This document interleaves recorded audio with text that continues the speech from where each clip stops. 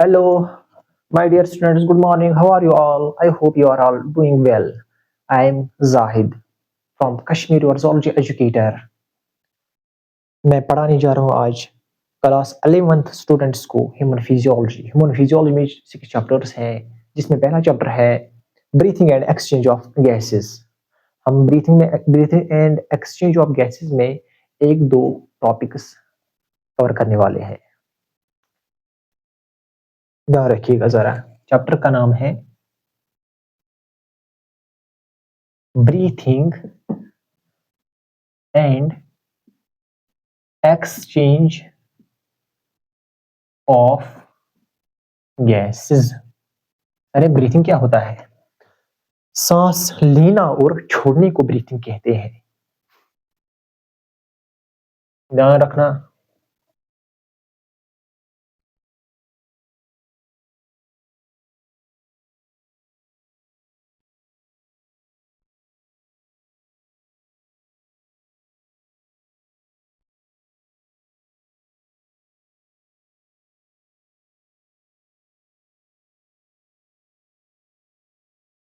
ये है लंग्स, ठीक।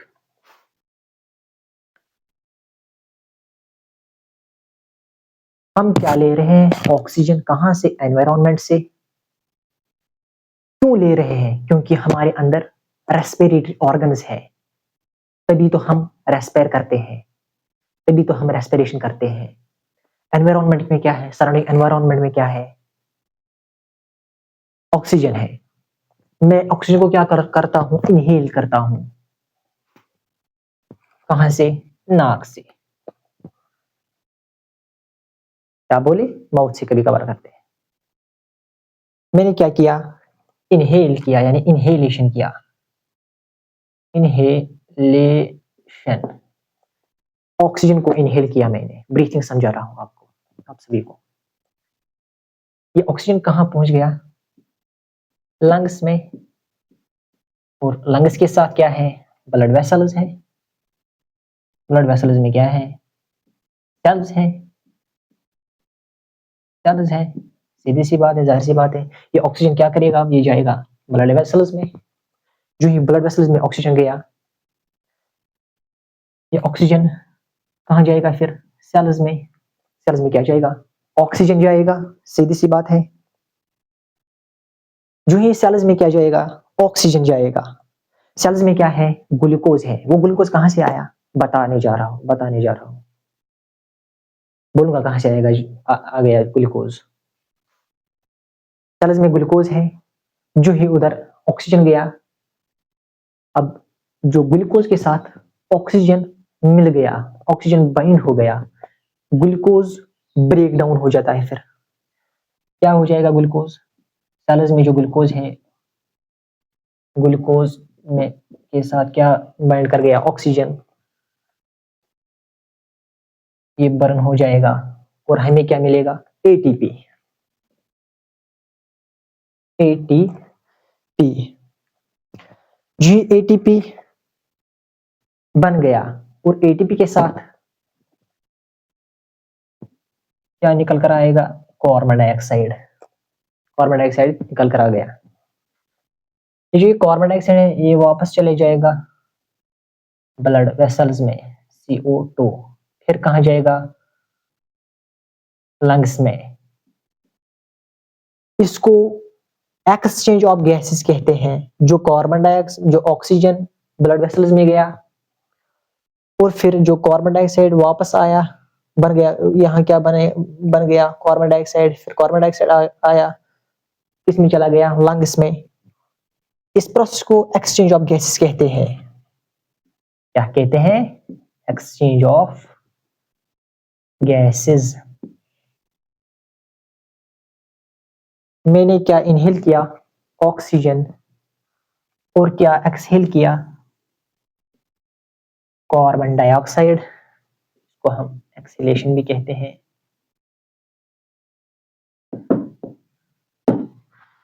ये जो ये प्रोसेस है, इसको बोलते हैं ब्रीथिंग।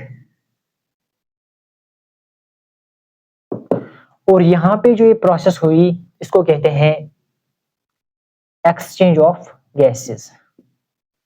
एक्सचेंज ऑफ गैसेस, ये मैंने चैप्टर का डेफिनेशन बता दिया।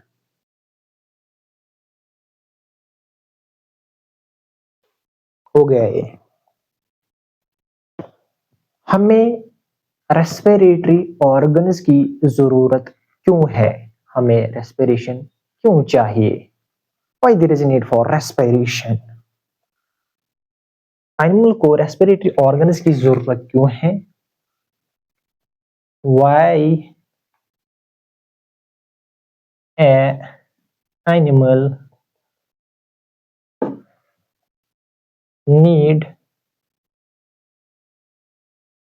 respiration or respiratory organs? हमें रेस्पिरेशन की जरूरत क्यों है? रेस्पिरेटरी ऑर्गन्स की जरूरत क्यों है?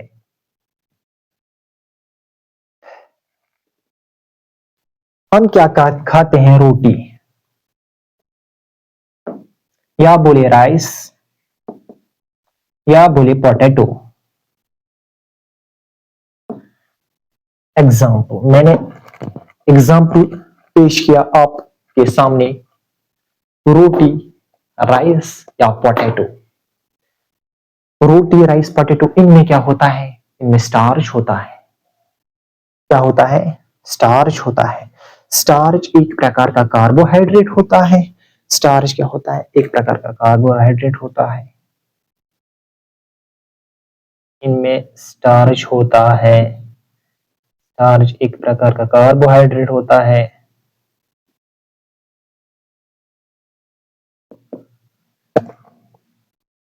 ये जो कार्बोहाइड्रेट है, ये काफी कॉम्प्लेक्स होता है, यानी कि इसका स्ट्रक्चर काफी कॉम्प्लेक्स होता है, जो कि ग्लूकोज मोनोमर का बना होता है।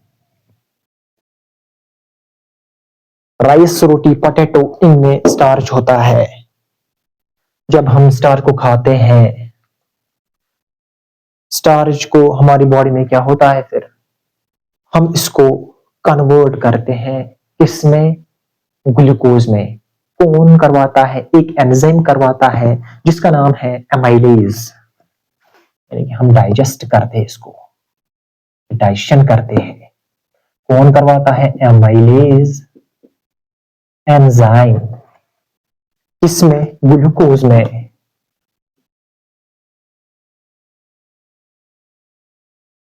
ग्लूकोज का फॉर्मूला है C6H12O6।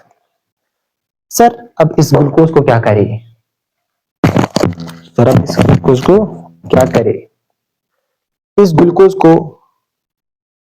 हम बर्न करते हैं। हमारी बॉडी इस ग्लूकोज को बर्न करते हैं। बर्न करने के लिए क्या चाहिए? ऑक्सीजन। तो ऑक्सीजन कहां कहां से लाए हम? कहां से लाएंगे हम ऑक्सीजन को? एनवायरनमेंट से। ग्लूकोज के साथ जब ऑक्सीजन बाइंड करेगा तो क्या बनेगा?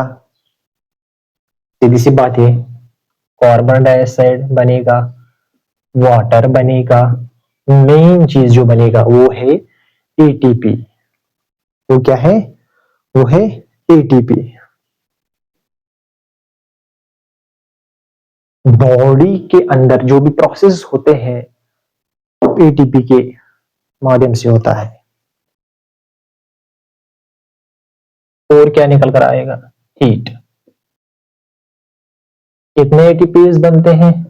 36 या 38 एटीपी मॉलिक्यूल्स बनते हैं। ठीक। रेस्पिरेट, तो मैं बोलूंगा रेस्पिरेटरी ऑर्गन्स का काम है कार्बन डाइऑक्साइड रिमूव कराना और ऑक्सीजन को इनहेल करवाना। मैं लिखूंगा respiratory respiratory organs remove carbon dioxide कहां से? From body to the environment.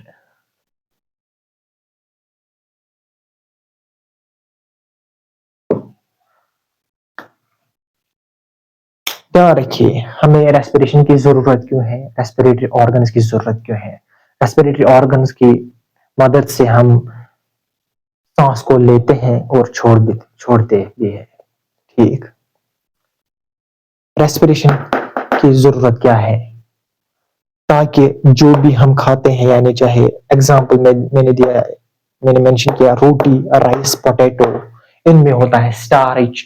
Starch क्या है सर? स्टार्च एक प्रकार का कार्बोहाइड्रेट होता है सर। स्टार्च एक प्रकार का कार्बोहाइड्रेट होता है, यानी कि इसका स्ट्रक्चर हाईली काफी कॉम्प्लेक्स होता है। स्टार्च को मैंने डाइजेस्ट किया, इसको जो मैंने डाइजेस्ट किया ये कन्वर्ट हो जाएगा ग्लूकोज में। कौन करेगा इसको कन्वर्ट ग्लूकोज में? एक एंजाइम करेगा हमारी बॉडी में इसको कन्वर्ट ग्लूकोज में। एंजाइम का नाम है एमाइलेज। और ग्लूकोज को क्या हो जाएगा बॉडी में? ग्लूकोज के साथ जब ऑक्सीजन बाइंड करेगा ये बर्न हो जाएगा। हमें ग्लूकोज बर्न करना है। ग्लूकोज बर्न करने के लिए हमें ऑक्सीजन की रिक्वायरमेंट होती है। जब हमें ऑक्सीजन की रिक्वायरमेंट होती है ग्लूकोज को बर्न करने के लिए, तो हमें निकल कर आता है, हमें क्या क्या निकल कर आता है? कार्बन डाइऑक्साइड, वाटर, और मेन चीज जो है एटीपी। कितने मॉलिक्यूल्स बनते हैं?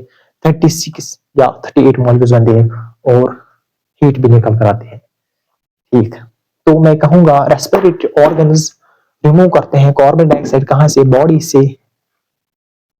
कहां छोड़ देता है? एनवायरमेंट में।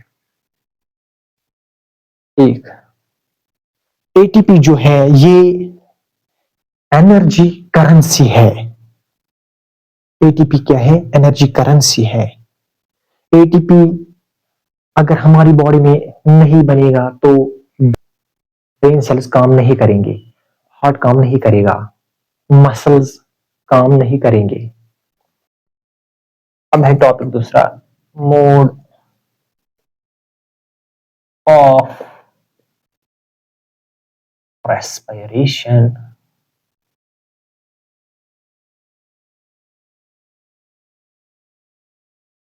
मोड ऑफ रेस्पिरेशन या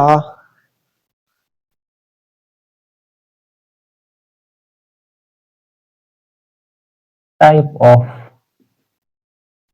respiratory organs.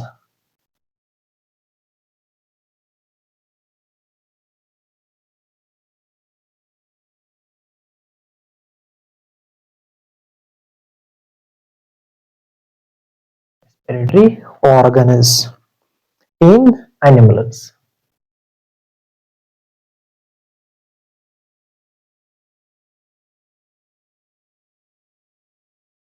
Mode of respiration ये डिपेंड करता है दो चीजों पर। एक, हैबिटेट क्या है, डिपेंड्स ऑन टू थिंग्स। दो चीजों पर डिपेंड करता है, यानी क्या क्या? पहला, हैबिटेट। हैबिटेट का मतलब है जानवर कहां रहता है, कोई भी एनिमल कहां पर रहता है, चाहे लैंड की बात करें या वाटर की बात करें। दूसरा क्या है?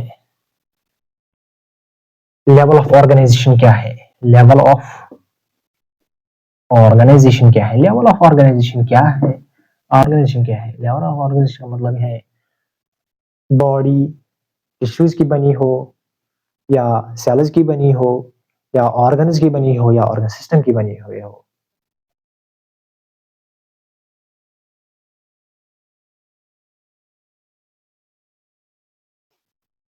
पहले हम डिस्कस करेंगे लेवल ऑफ ऑर्गेनाइजेशन। 4 किस्म के लेवल ऑफ ऑर्गेनाइजेशन होते हैं। पहला क्या है? Cellular level of organisation. दूसरा क्या है? Tissue level of organisation. तीसरा क्या है? Organ level of organisation. चौथा क्या है? Organ system level of organization. Level of organization.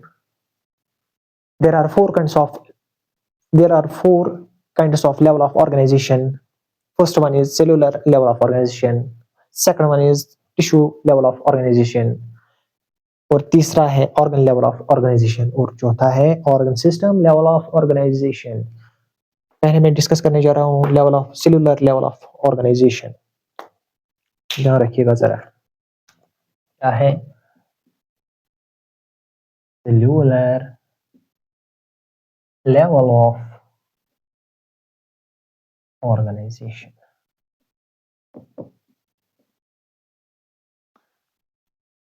Sir ये सेलुलर लेवल ऑफ ऑर्गेनाइजेशन क्या होता है?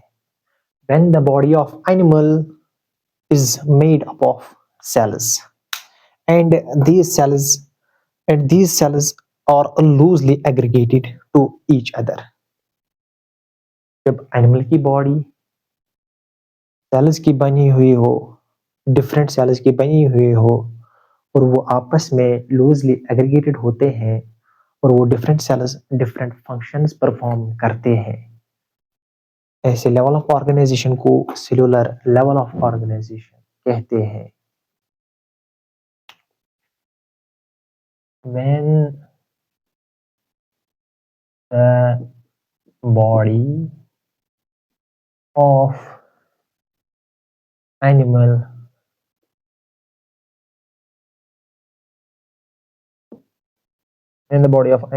is made up of cells and these cells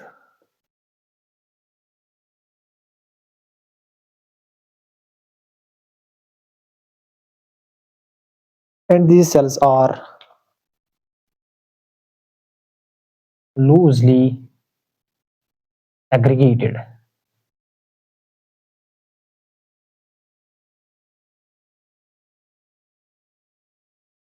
aggregate का मतलब है चिपका हुआ, टू ईच अदर।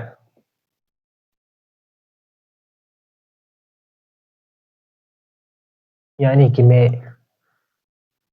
डायग्राम से दिखाऊंगा। ये बॉडी है किसी भी एनिमल की, इसमें डिफरेंट सेल्स है।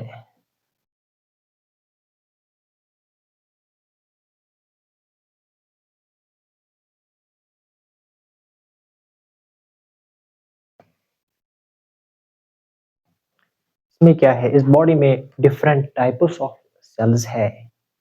डिफरेंट टाइप्स ऑफ सेल्स क्या करते हैं? डिफरेंट फंक्शंस परफॉर्म करते हैं।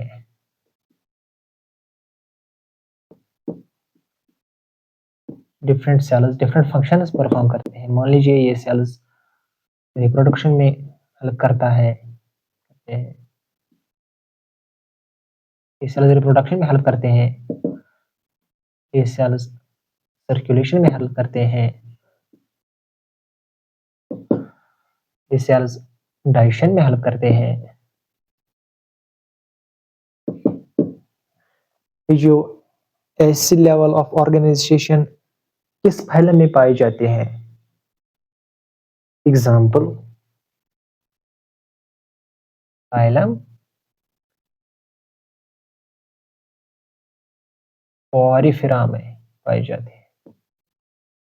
फोरिफेरा में जो एग्जाम्पल है एनिमल की वो क्या है? स्पॉन्ज।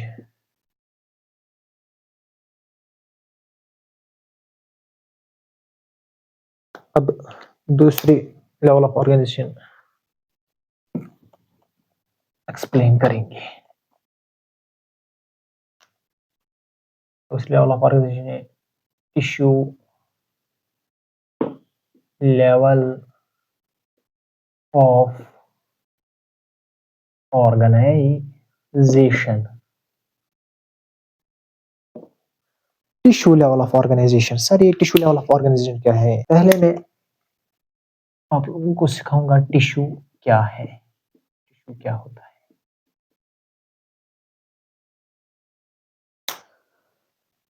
सर ये टिश्यू क्या होता है? जब बहुत सारे सेल्स सेम फंक्शन परफॉर्म करते हैं, यानी कि सेम सेल जब सेम फंक्शन परफॉर्म करते हैं वो बनाते हैं टिश्यू, वो बनाते हैं एक स्ट्रक्चर जिसे टिश्यू कहते हैं।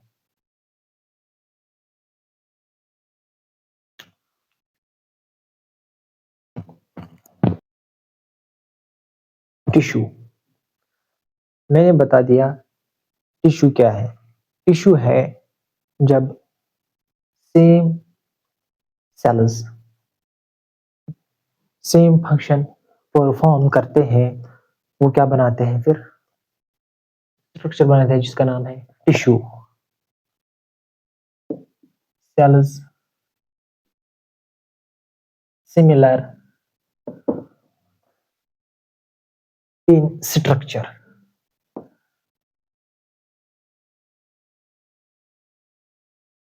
सेल्स का स्ट्रक्चर सेम होना और and function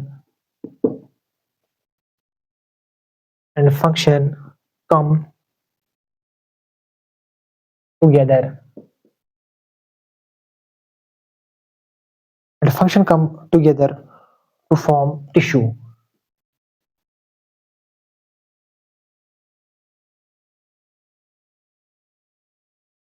Human beings have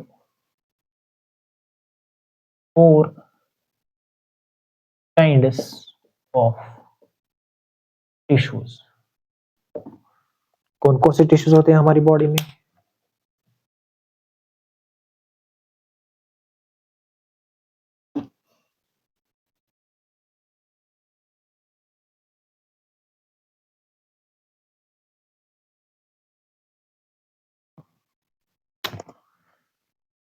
epithelial tissue,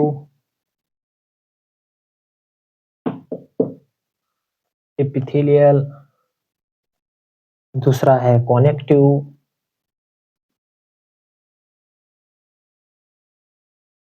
तीसरा है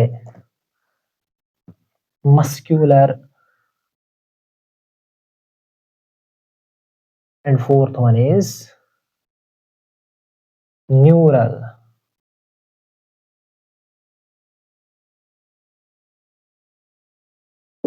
Human beings have 4 kinds of tissue. First one is epithelial tissue, connective tissue, muscular tissue, and fourth one is neural tissue. Tissue level of organization क्या होता है? Tissue level of organization when the body of animal is made up of different tissues. जब animal की body different tissues की बनी हुई हो और फिर वही टिश्यूज डिफरेंट फंक्शंस और वही टिश्यूज डिफरेंट फंक्शंस परफॉर्म करते हैं और वही टिश्यूज नेसेसरी फंक्शंस परफॉर्म करते हैं। मान लीजिए ये एनिमल की बॉडी है, ये टिश्यू 1 है, टिश्यू 2 है, टिश्यू 3 है, टिश्यू 4 है। ये टिश्यू सर्कुलेशन में काम आता है, और ये टिश्यू डाइजेशन में काम आता है, और ये टिश्यू रिप्रोडक्शन में काम आता है,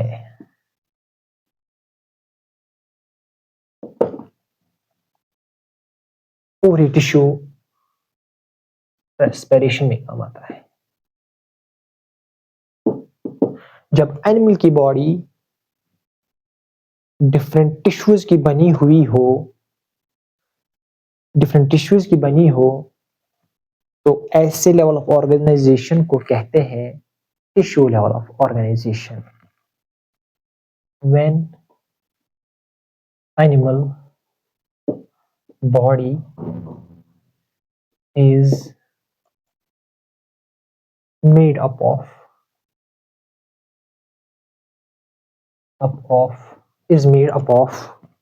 different tissues.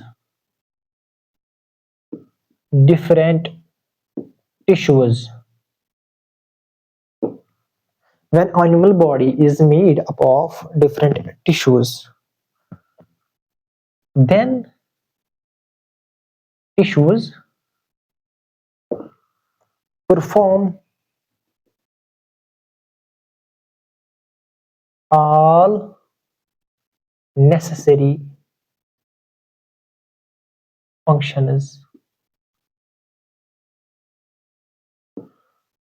of an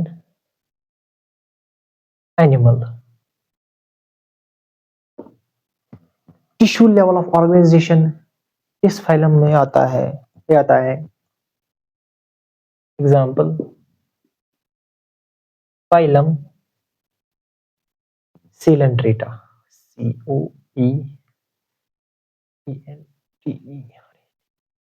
Coelenterata। और किस फाइलम में आता है? Phylum ctenophora.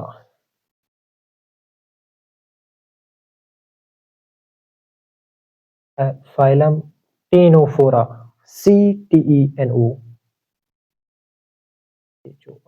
Phylum ctenophora. एक तीसरा लेवल ऑफ ऑर्गेनाइजेशन है वो है ऑर्गन लेवल ऑफ ऑर्गेनाइजेशन। तीसरा लेवल ऑफ ऑर्गेनाइजेशन है वो है ऑर्गन लेवल ऑफ ऑर्गेनाइजेशन।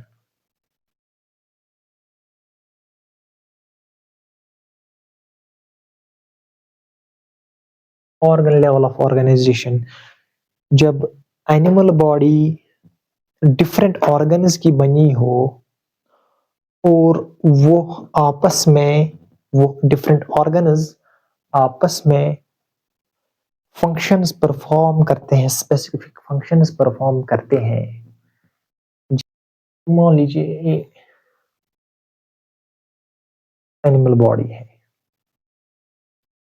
के अंदर डिफरेंट ऑर्गन्स हैं, एंड ऑर्गन्स में डिफरेंट टिश्यूज भी होंगे, जाहिर सी बात है।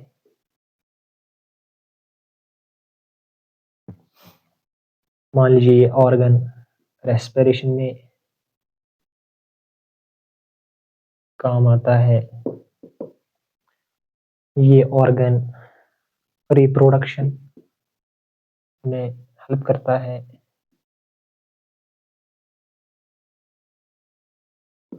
और ये ऑर्गन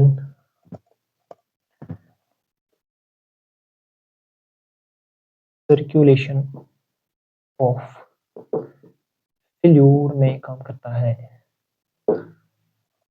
और ये organ and this organ may be work in digestion,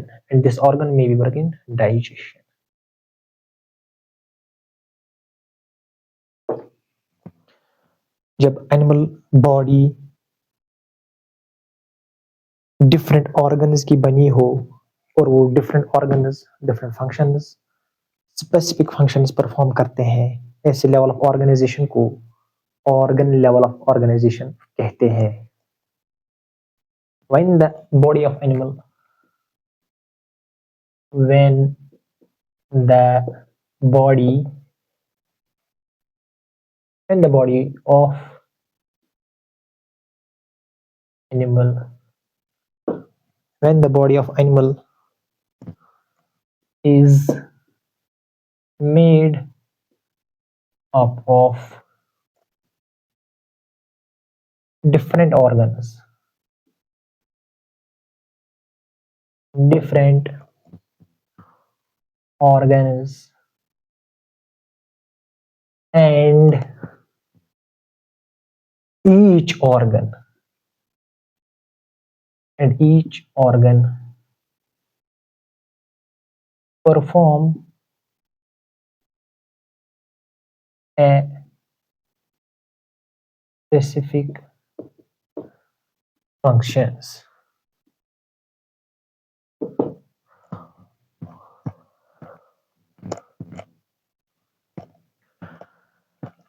और जो ये ऑर्गन लेवल ऑफ ऑर्गेनाइजेशन है ये किस फिल्म में आता है? ये आता है